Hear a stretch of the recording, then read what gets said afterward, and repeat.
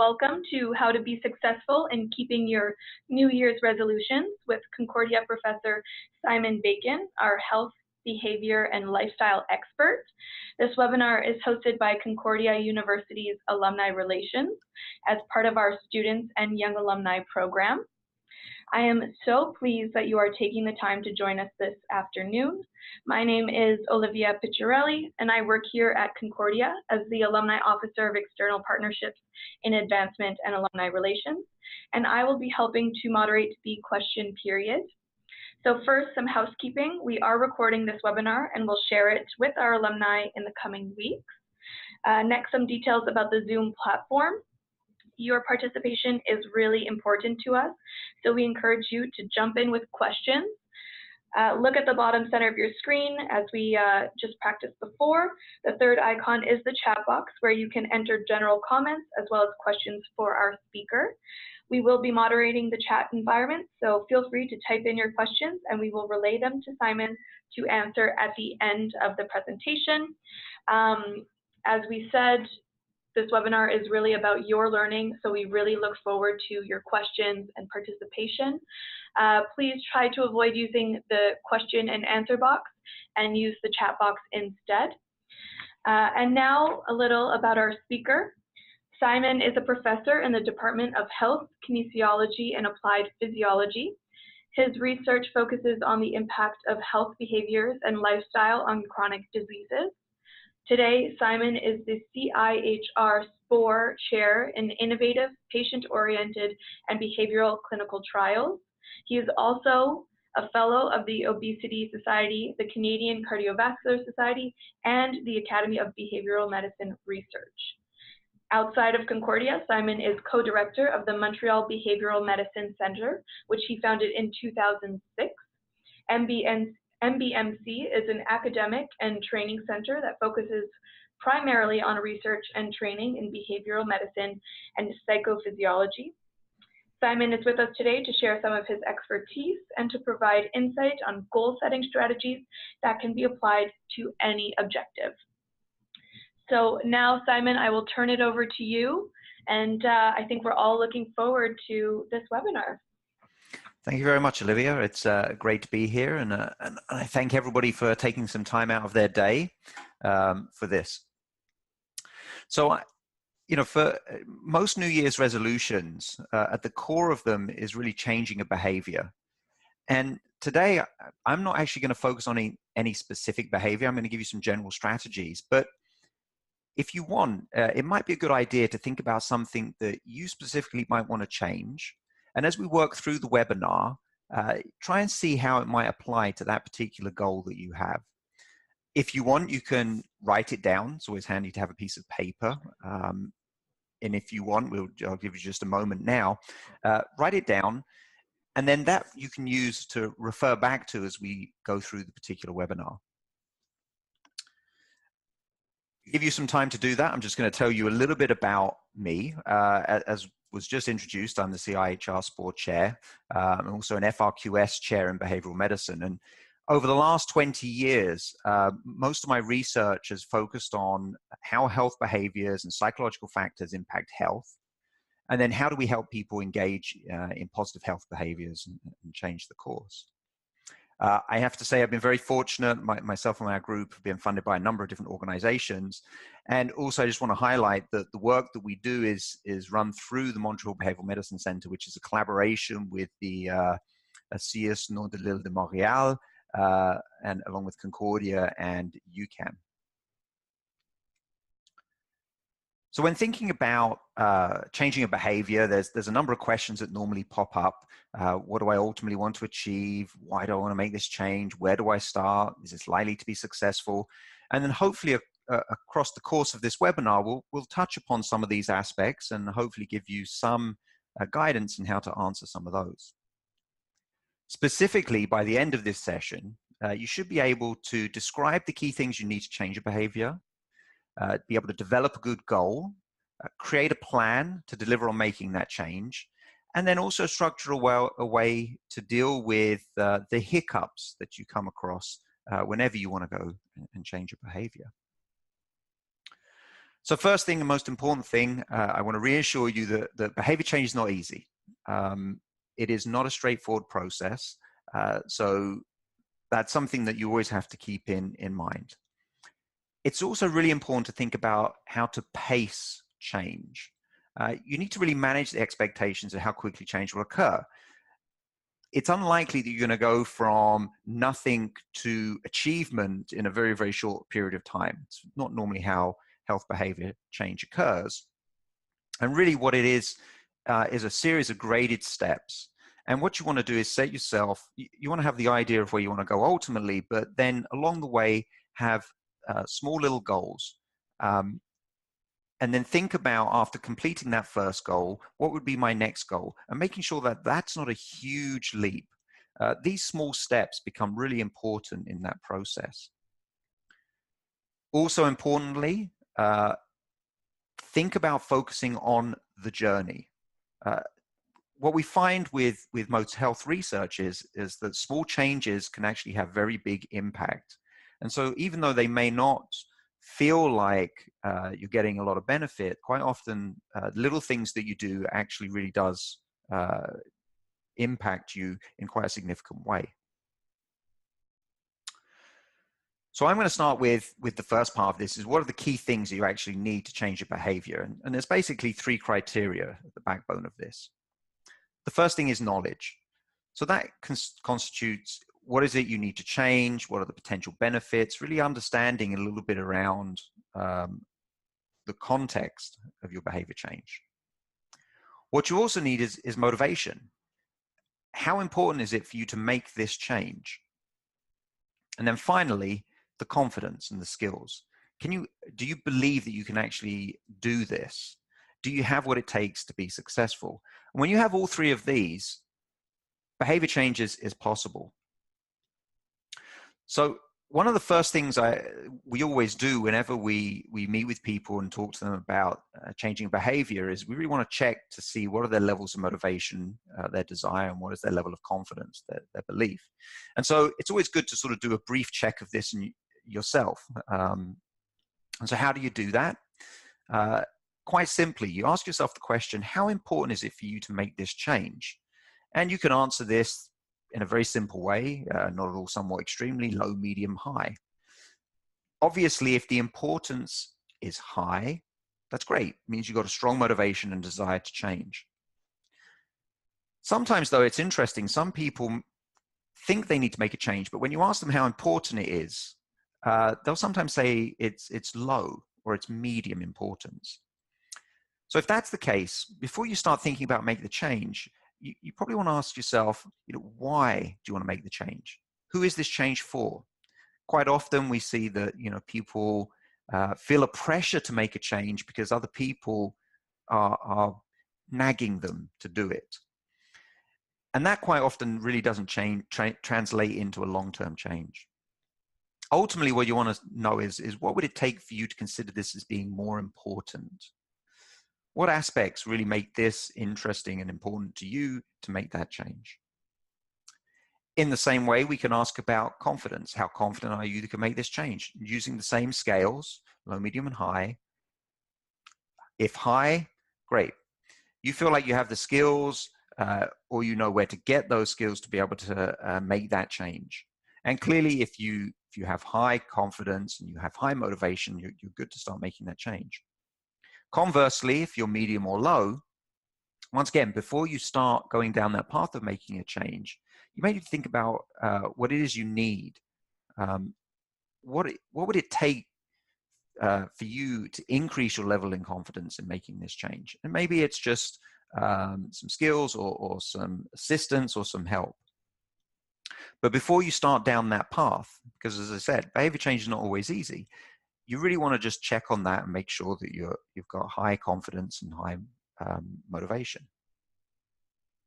Okay, so let's assume that you're feeling good about this, you're ready to go, you're feeling motivated, you think you can do this. A reasonable couple of questions that you want to start with is what do I ultimately want to achieve? So where's the long-term goal on this? And where do I start? And at the core of setting all of this out is simply goal setting. So how do you set a good goal? Well, it's very simple. You've got to be smart. So what does smart mean? So first of all, you've got to be specific. Very clearly articulate what is it you're actually going to do. You also need to have a goal that's measurable. Could you record what you did and have someone else check it? Is it achievable? Is it possible for you to actually do this right now? Relevant. Why and how is this goal significant to your life? And then finally, timely. So when exactly will you achieve this goal? You need to put some time brackets around this. So this is what a SMART goal is.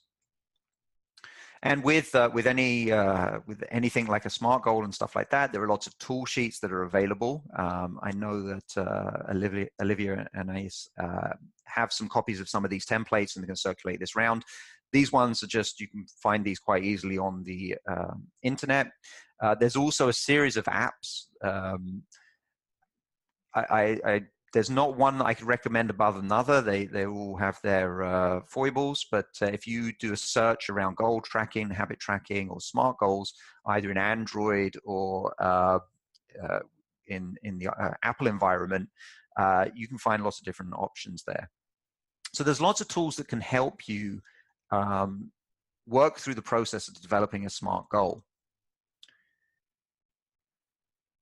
But as I said before at the very beginning, the first thing that you really need to do as you start down that process is to have an overarching goal.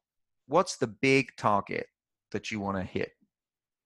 But then also, as I said at the beginning, you need to have all these small little goals along the way that are going to help you to achieve that big goal. And each one of those you have to think about as being a SMART goal as well. So each one of them you need to detail out in exactly the same way. And obviously you want to make them build upon each other. And that gives you then a roadmap of the things that you want to achieve. It also helps you work out how you might enjoy this journey across the process. Now, all of that probably is quite abstract and maybe a little difficult to follow. So what I have here is just some examples of goals that we quite often see people sort of setting out. And then we'll check to see if these are SMART goals. So I'm going to take someone who's 37 years old and is sedentary. So this person doesn't do any physical activity whatsoever, or very minimal amounts of physical activity. So these kind of people that we see within our research, quite often one of their key goals is, I want to get fit. And I'm sure quite a few of you probably are thinking, that's a pretty good goal. I want to get fit. But let's see how it compares. So unfortunately, getting fit is not very specific. Fitness can be many different things to many different people. It can be measured. You can measure fitness. And certainly for someone that's sedentary, becoming fit is definitely attainable. Is it relevant? It depends what their life goals are as to how a specific kind of fitness might meet those life goals. And so relevancy might be a bit of an issue here.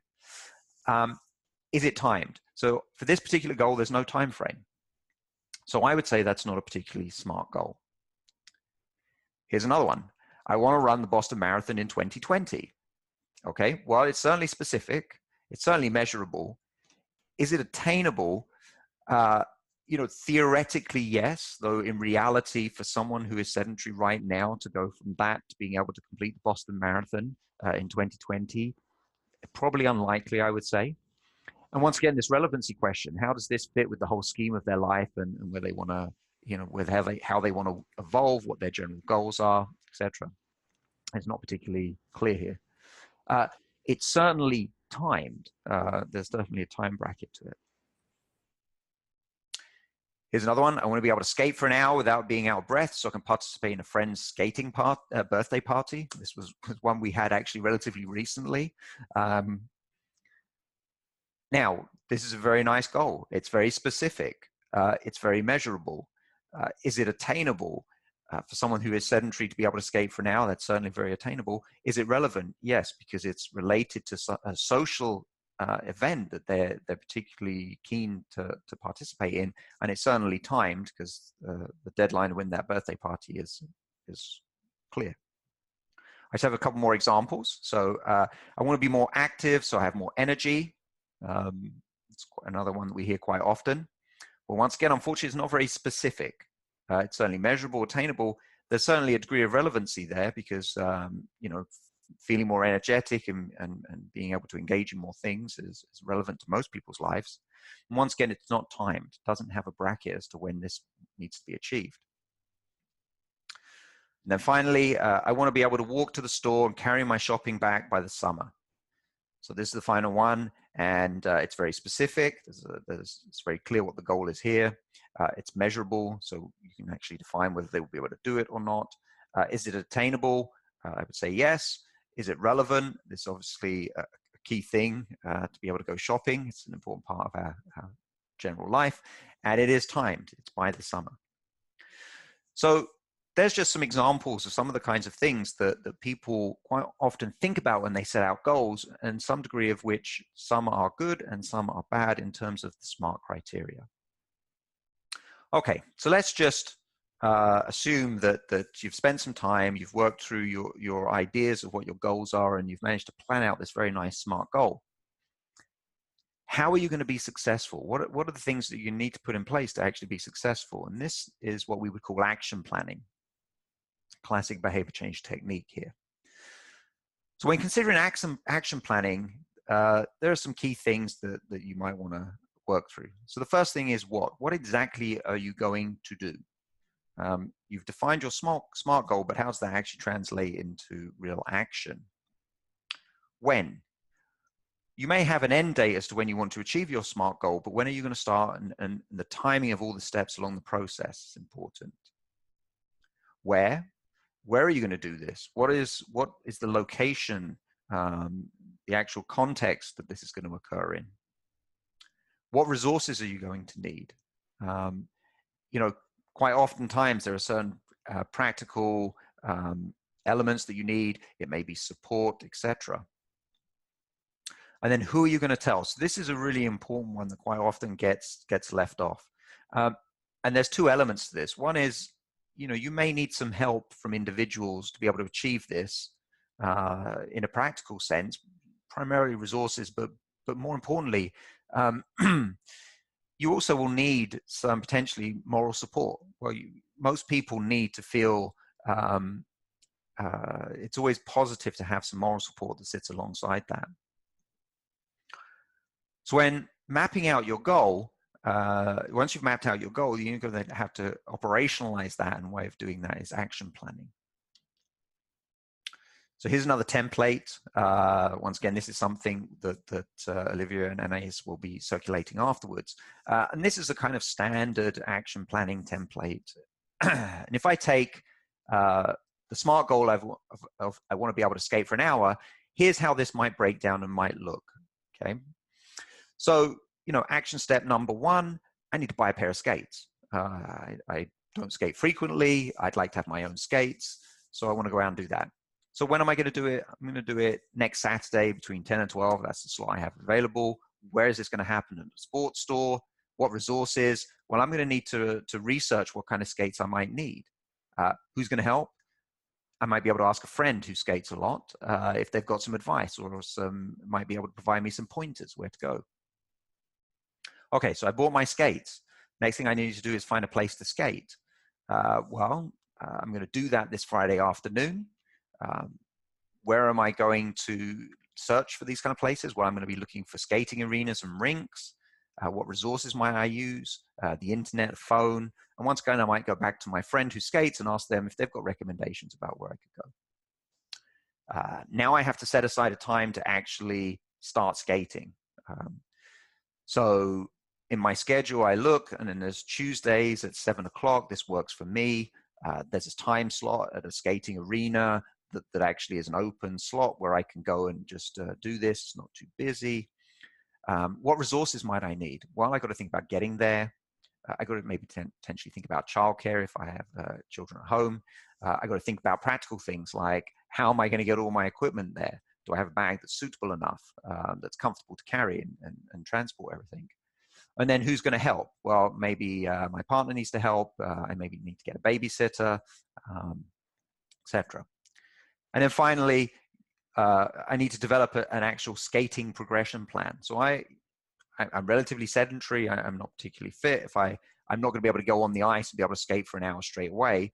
And certainly from an exercise perspective, what we like to do is have people build up some capacity to be able to skate for an hour. So I need to get a plan together. I want to have this done by the end of day on Sunday in 3 weeks' time, because that's when I'm going to actually start doing this. I'm going to start building the plan at home, but I might go to the skating rink as well to see how it might practically look. What resources? Well, I certainly need a person who teaches skating, or someone who's knowledgeable about how to build a program. I would need a calendar as well, because I'm going to map this out over time. Now, whether that be a physical calendar or something in my agenda, or if I end up using an app, build it into the app. And then who's going to help? So maybe that friend again, maybe a sibling, maybe a family member, and maybe they may be giving me some, the friend might be giving some practical support, but also just some moral support and someone I can report back to and say how well I'm doing at various points in time. And you could keep building layers to this, ultimately, so that you have all of these steps laid out so that you actually are going to be potentially more successful in achieving that final goal. Now, what I've laid out is a fantastic scenario. Everything, hopefully everything goes well, and you've done your SMART goal, you've got your action planning, and in an ideal world, you start the process, you follow all of your steps, and at the end of it, you achieve the goal that you do. But in reality, that doesn't often happen. Life gets in the way, hiccups occur, and so on. So ultimately, then the question is, what if things go wrong? And this is what we call dealing with lapses. So I think what's important to start with is there's a concept of lapse versus relapse. And I just want to make it clear what the difference between these two kind of concepts are. So firstly, a lapse is a temporary failure. It's a normal process. No matter what you do in terms of behavior change, you will have lapses. If you ask anybody who, you've got a friend who's that ardent exerciser, and you ask them and they say they exercise every single day at 7 o'clock in the morning, they're really super annoying, but that's what they say. And then you say, every day? And they're like, yeah, every day. It's like, so, in the last month, you've exercised every day. Wow. There was this one day or that day, where there was an early meeting, so I couldn't go exercise, et cetera, et cetera, et cetera. So if you have a plan and you sort of briefly interrupt that plan, that's what we would classically call a lapse. And it happens. It's a temporary failure, and it's total normal process that we have within life. The issue is that when lapses actually then aren't just temporary, and they actually become more ingrained. So and that would be then a relapse. So this is where you're re-engaging in a poor health behavior after having made an initial improvement. So in that example, it's, I've been exercising regularly for 6 months, something happens, I get off track, and then I just stop exercising. And if that persists, that's what we would call as a relapse.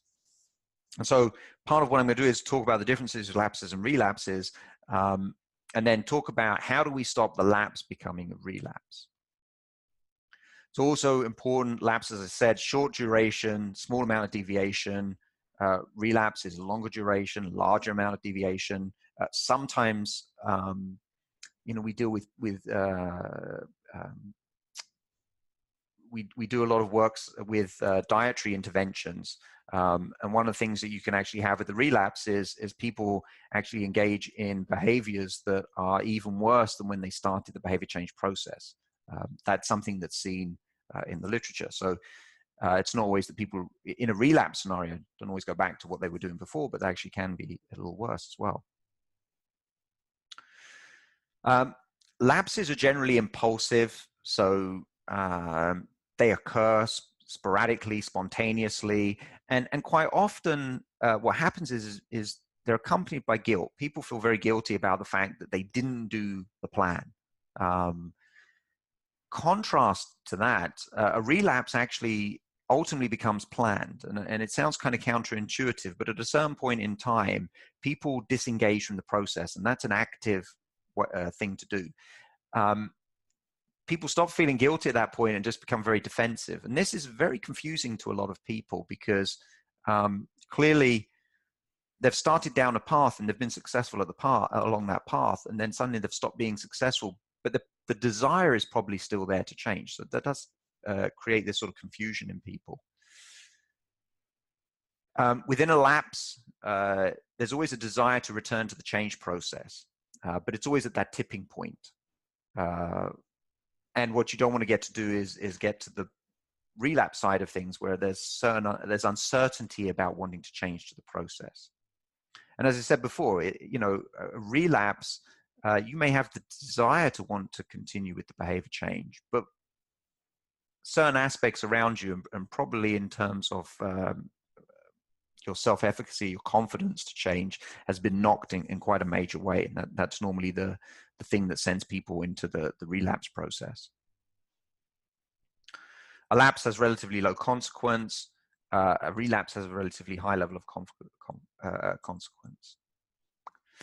Important to note that both of these are actually dynamic, ongoing processes rather than discrete or terminal events. It's not, as I said before, lapses will occur, and they're unpredictable. So, you may be going down a path, and there's one relapse this week, and then there's not another there's one lapse this week, beg your pardon.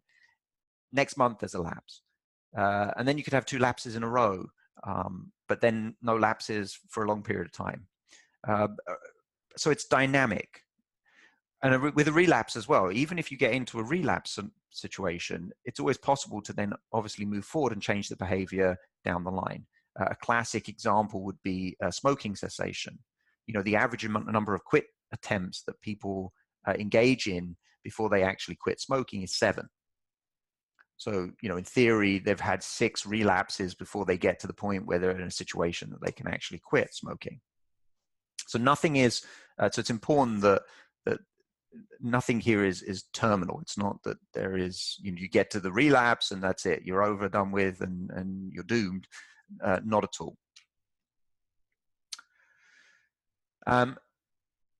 So as I said, a lapse quite often can lead to a relapse. And many times it sort of goes in that direction because people see this as a personal failure. It leads to feelings of guilt, high risk of abandonment of the behavior change in total. And quite often when a lapse turns into relapse is when people get into some very dichotomous thinking. They think about behavior change as being a success or a failure. They don't really consider, what situational explanations are going on around them, and they really internalize it. And as I said before, at the very beginning of the presentation, one of the things you really want to think about and really focus on is the journey. You always want to be cognizant of the successes that you have along the way.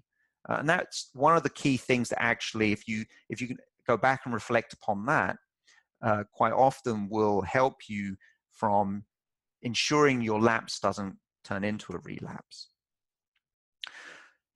Now, importantly, a lapse actually can also be considered as a potentially positive thing. It certainly shouldn't be seen as a dead end, but actually really a fork in the road. So you have a potential to go down the relapse path, but then you have the potential to go down a path which we call prolapse.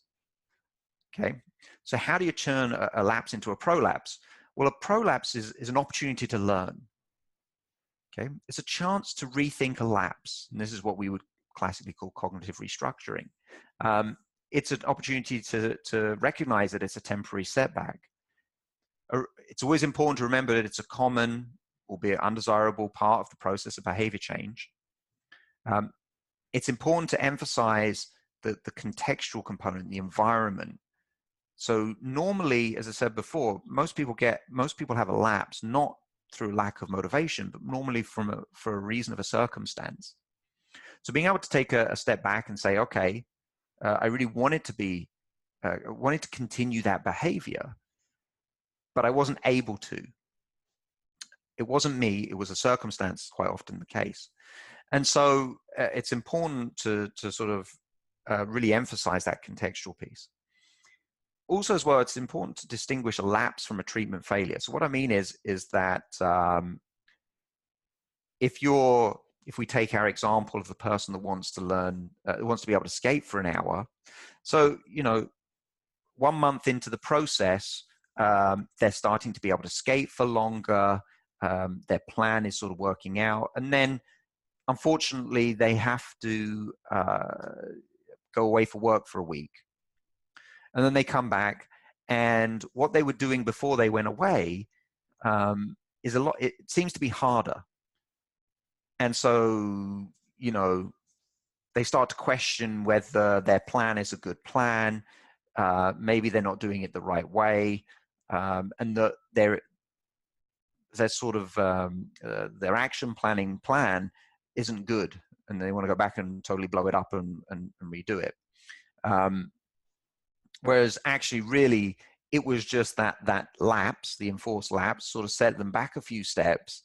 But actually, their plan was a good plan, and all they need to do is maybe take one step back in the process to then move forward again. It's also important to look at all of the aspects that led to the lapse and build these into future planning. Okay, so there's actually a really nice little tool. It's called SLIP that actually helps ensure that your lapse leads to a prolapse and not to a relapse. So what does SLIP mean? Well, the first thing is stop. So when you start to see that you're moving in the wrong direction of your behavior change process, the first thing to do is stop doing the problem behavior.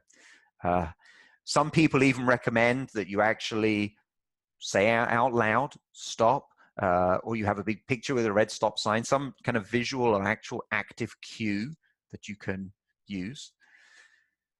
And then, as I said before, you need to look at the situation realistically.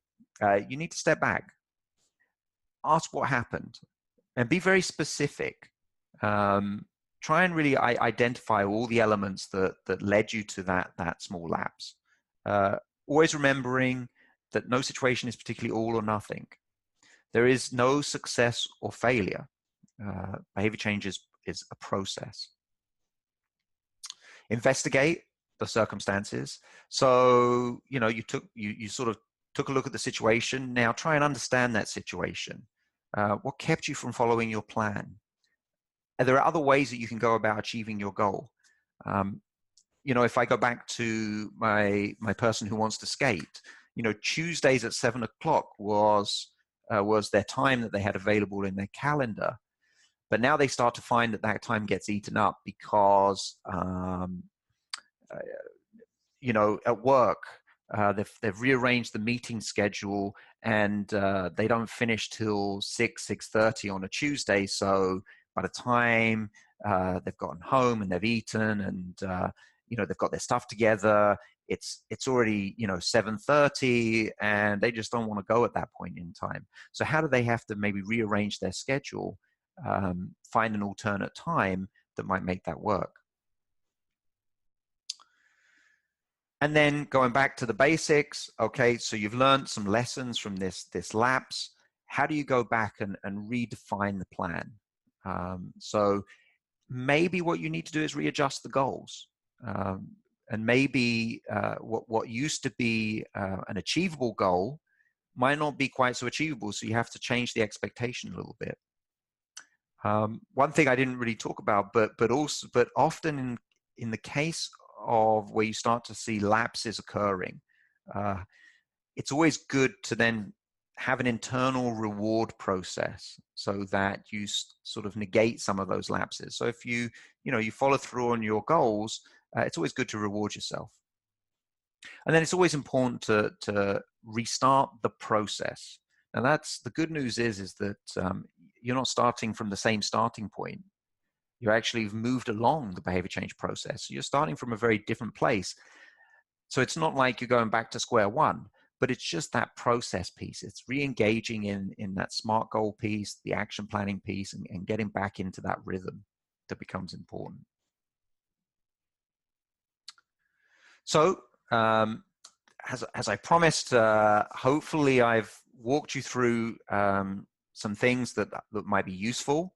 By now, at least you should be able to describe some of the key things you need to change your behavior. So obviously, trying to understand your motivation and confidence for whatever your goal is. I've shown you the SMART goal process of being able to develop a good goal. Talked a little bit about action planning and shown you the action planning template that you need to map out all those steps along the way.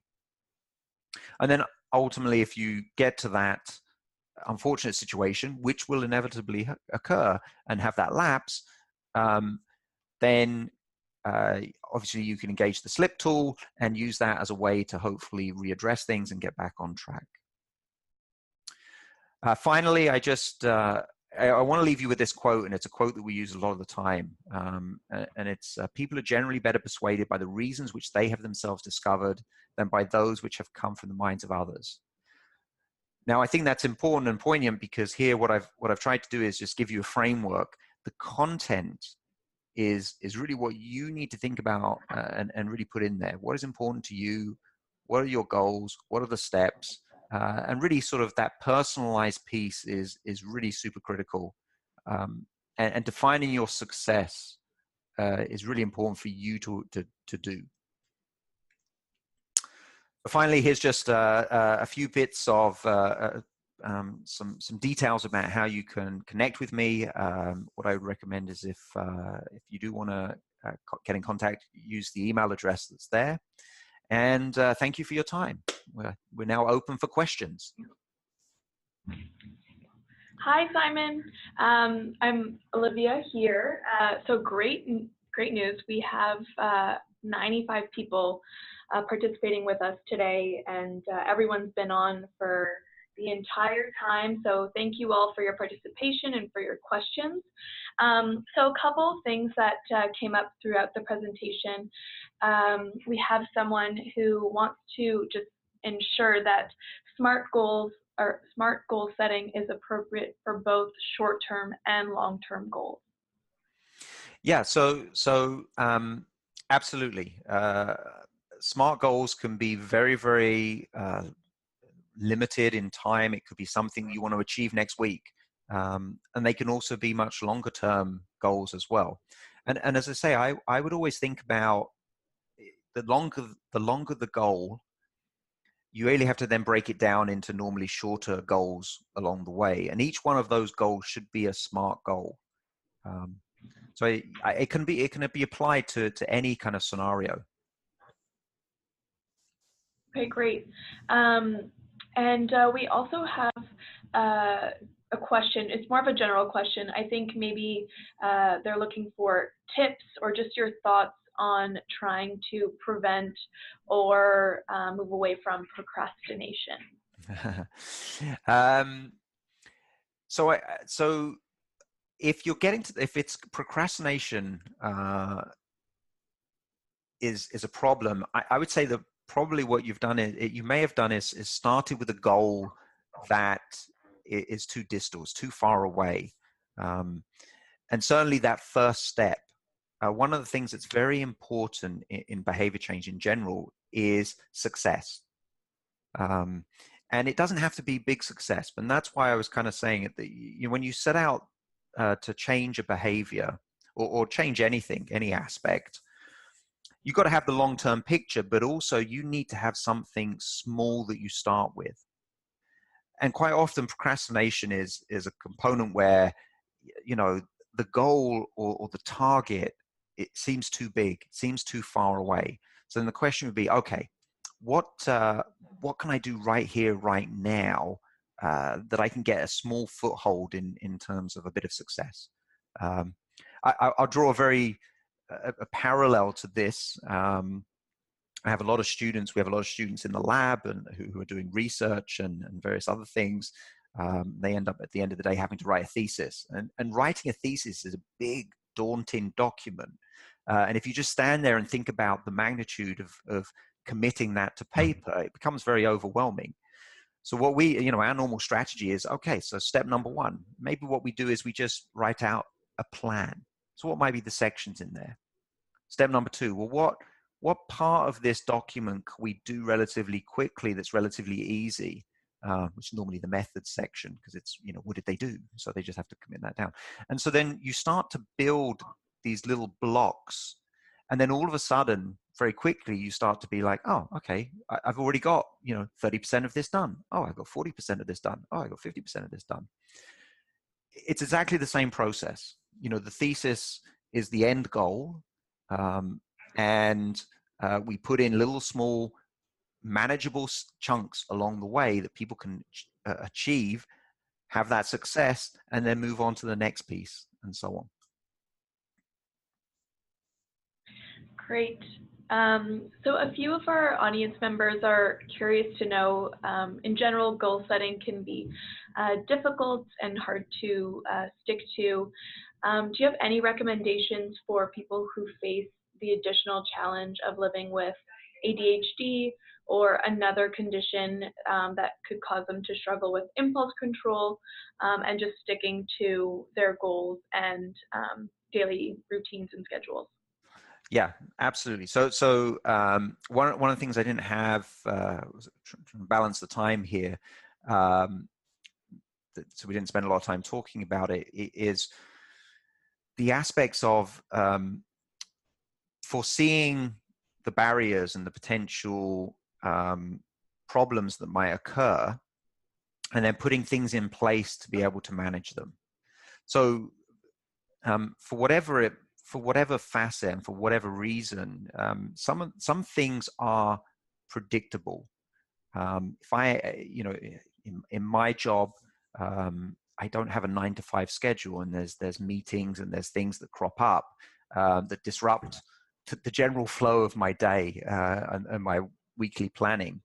So I know that these things are variable and coming along, but I don't actually know when they are. So, quite often I have a plan in place, or I have a backup plan, so that if something gets inserted into my schedule, I already have anticipated that and then thought about, okay, so if I've got to write this paper and it's got to be due on X date, okay, so I need to make sure that if I think it's going to take me 3 days, well, maybe I need to plan for 5 days, because I have a feeling that, I might lose 2 days because things that get inserted into the schedule. So part of the process is also thinking about what can I predict might occur, and then starting to develop a plan for those. And then when things occur that you're not anticipating, and they send you off track, that's what we would call a lapse. And then what I would say is that you sort of engage the slip tool, and the final step in that slip tool is then saying, okay, this thing occurred. If it occurs again, here's how I'm going to navigate around that occurring. So and that applies to all aspects that might get thrown in your path along the way. Okay, great. Thank you, Simon. Louise wants to know if there are measures that we can take to get out of a relapse once we're there. So when we are kind of in them and we recognize that we're in a relapse, is that essentially enough to get us out, or are there actual techniques that we can apply to assist us in getting back on track?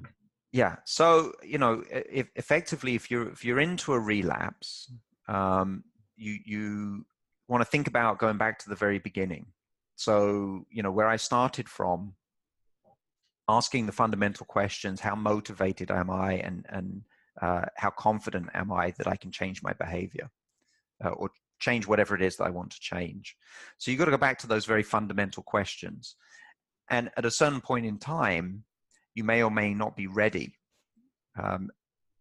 If you don't feel motivated, then the question becomes, well, what is going to increase your motivation? You know, what do you think needs to happen for you for this to be more important for you? If it's that, you know, you don't feel particularly confident, and I'll be honest, most times when people get to relapse, it's about confidence. They were along a path, it was working really well, and then something gets in the way and it sends them off task. And that really knocks people's confidence in their ability to change. And sometimes, so if it's quite often that, and then if it is that, the question you have to ask yourself is, well, what do I need to actually be able to feel confident again that I can re-engage in this process? And it could be something very tangible. It could be that I need a different approach, so I'm going to go and look for an alternative way of doing something. It could be just a moral support question. I just need someone beside me holding my hand through the process, which is totally okay as well. But going back to those fundamental key questions, and then once you feel like you've put everything in place so that you're feeling motivated and you're feeling like high motivation, high confidence, then you can start mapping out again that SMART goal process and then the action planning process. So that's oftentimes the best way to get out of a relapse. Okay, sounds good. A couple more questions. What are your thoughts for tracking progress? So as you mentioned, changes in behavior are a gradual process, and sometimes it's harder to remember where you started and what your progress has looked like along the way throughout the journey. Are you someone who believes in, for example, journaling or taking pictures if it's more of an aesthetic change that you're trying to implement? What are your thoughts on that? So it's a very good question. So the first thing is that self-monitoring. So this is what we call self-monitoring. Understanding your progress through the process is an important aspect. And going back to the SMART goal, it ties very tightly to that measurable piece. So you will want to do some self-monitoring. Now, the context of that, what you actually use and how often you do it, is a very personal thing. And it's very much tied to how you've structured your goal and what aspects are important to you. So the good news is none of us are the same. We're all very, very different, and we all like different things. We all like to use things in different ways, and that's okay. So I would suggest that however people feel most comfortable in that recording process, it could be it could be on their smartphones if they're interested in being more physically active and they want to measure steps. You could switch your smartphone on, and most smartphones nowadays will actually have an app within them that will actually capture some measure of the amount of activity and the amount of steps that they're doing. And you may want to record that once every week, every day. You might want to do it every day to begin with, and then start tapering off to once a week, once a month, etc., when you get more comfortable and more into a routine. Other people may want to journal. They may want to record things down. If people are interested in sort of weight management and managing that, you could do it by taking photos of yourself. It could be simply by weighing yourself on scales. It could simply be you recording how energetic you feel over every day, etc. How happy you're feeling about your appearance. And there are many different ways that you can do that. I think the trick is finding the one that you levitate towards, tying it to your goal, and you know, making sure that it is manageable to actually achieve. And we have a couple other audience members who are interested to know a little bit more about goal setting in the context of professional development and in their careers. So do you have any advice for people who are working towards improving their current situation at work, but who might have to rely on colleagues for collaboration, or a boss or employer who oversees their progress? So there are a few other factors or even other people involved in their goal setting strategy. Yeah, so I mean, the basic tenets and the process doesn't change. It stays pretty constant. Even I just draw a parallel. So the work environment is normally one where there are a number of different people and a number of things that you have to balance and juggle. I would also probably say that it's very similar in terms of behavior change process in general. As most of, I'm sure everyone here has tried to change a behavior, and we don't live in a bubble, and certain things become, a lot of things from the environment impact us, both in terms of social relationships, how our environments are structured, the things that we have to engage with. So in both of those scenarios, when you're doing your goal setting and action planning, you know, that part of the who becomes kind of important. It also, you know, from a goal setting perspective, you know, that relevancy or attainable piece may come into it. You know, your goal might be, I want to be the CEO of this company. And you're just starting off at, you know, the ground floor. Well, that may be attainable in the long run, okay? But you need to think about, well, what's my time frame for that? And then you've got to, as I said before, break down all of the elements along the way as much as you can. You keep on track as much as you can. And then when these things intersect that send you off track, which is analogous to lapses, then you have to readjust the plan. And then you have to reformulate the goals and reformulate the action planning process. So all of these techniques are equally applicable to a working scenario as much as they are to any kind of personal behavior change that you might want to engage in.